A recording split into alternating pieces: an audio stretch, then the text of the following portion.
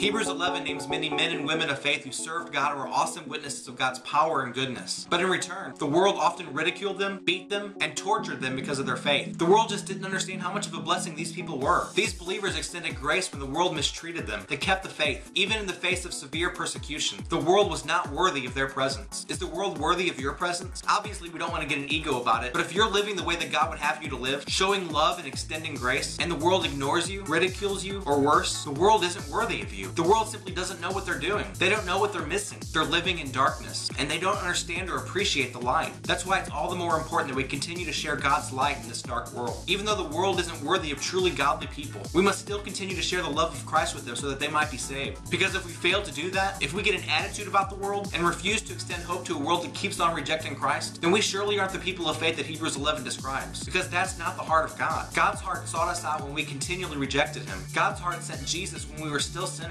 And God's heart desires all people to humble themselves and embrace Christ. So is the world worthy of your presence in it? If you're living for Christ, the answer is no, which is all the more reason to stay in this world and continue living for Christ, sharing Him with others that they might be saved. God bless you and see you tomorrow.